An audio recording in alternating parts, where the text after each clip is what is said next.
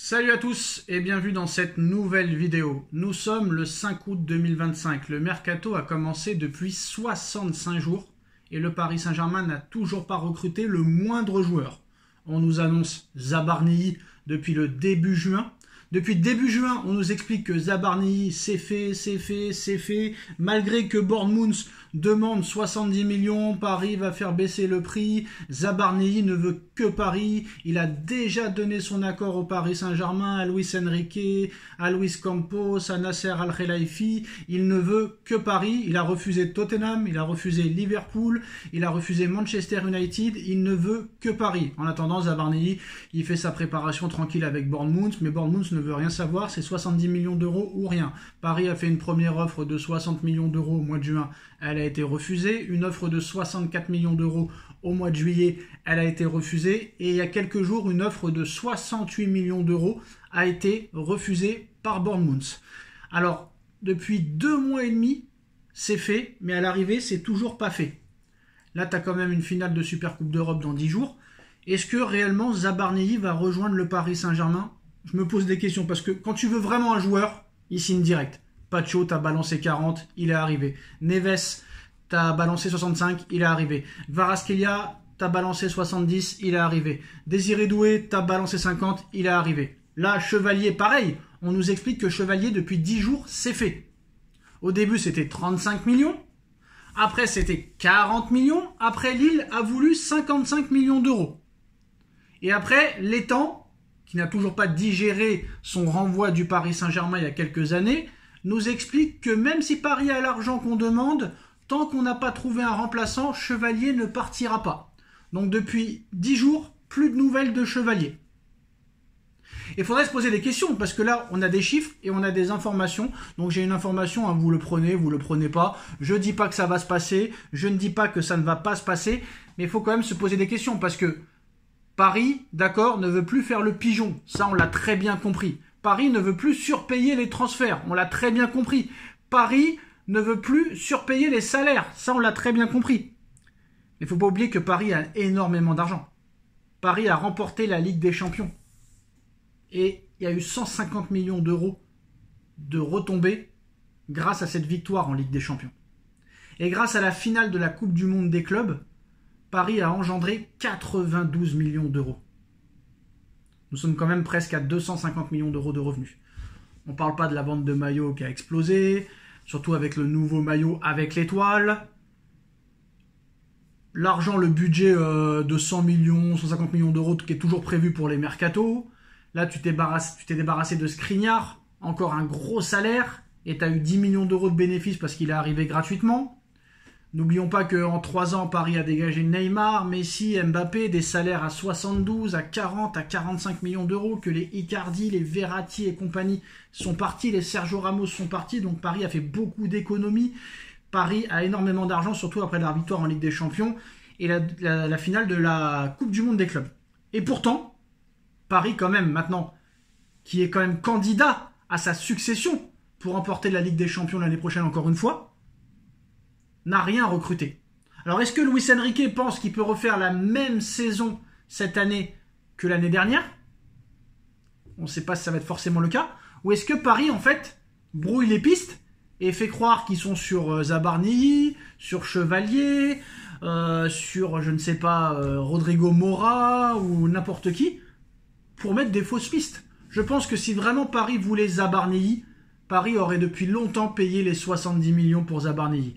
C'est simple, Naples a demandé 70 millions d'euros, Enrique voulait absolument Kvaratskhelia, ils ont balancé les 70 millions d'euros. Il voulait absolument Pacho, c'était 40 millions, il a balancé les 40 millions. Joao Neves, c'était 65 millions d'euros, ils n'ont pas hésité, ils n'ont pas négocié, ils n'ont pas discuté, c'était 65 millions d'euros, ils les ont balancés. Désiré Doué, Rennes voulait 50, Paris a donné 50. Quand tu veux un joueur au PSG, tu donnes l'oseille.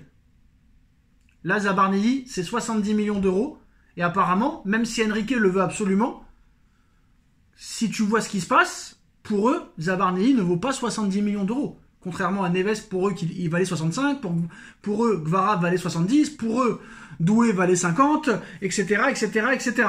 Là, Paris est à 2 millions près pour Zabarnyi. Qu'est-ce que ça change réellement?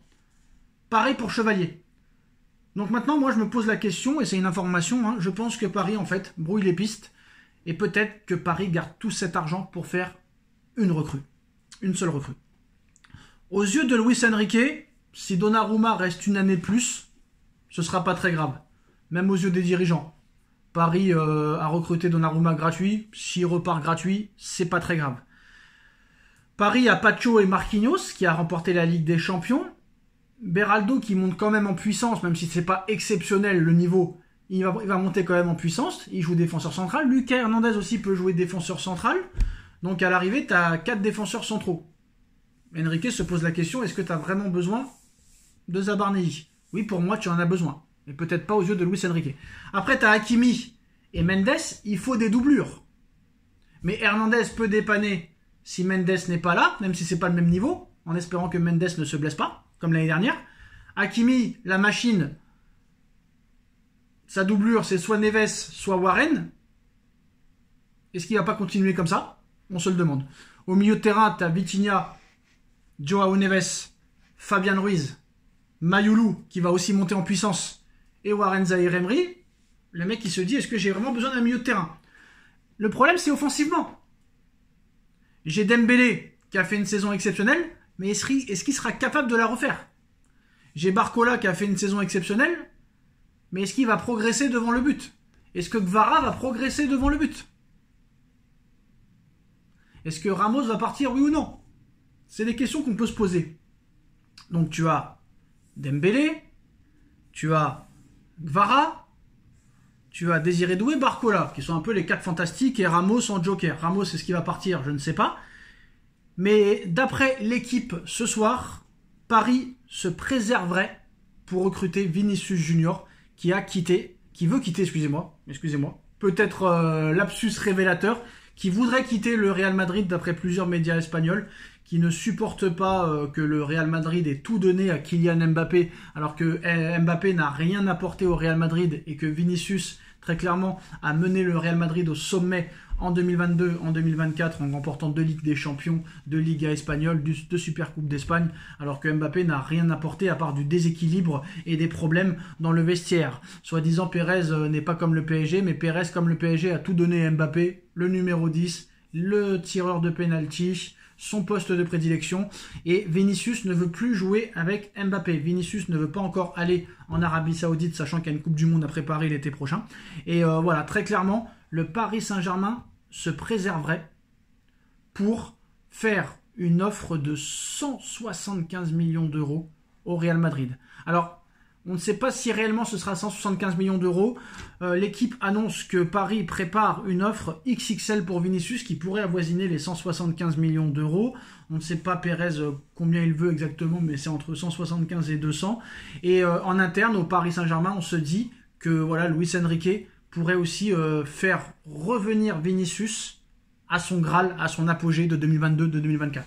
Pour moi, Vinicius, s'il est dans une bonne équipe comme le Paris Saint-Germain, Vinicius peut être un joueur exceptionnel, remarquable, 10 fois plus fort que Neymar, 10 fois plus fort que Mbappé, 10 fois plus fort peut-être que Yamal. Moi, j'ai pas peur de le dire.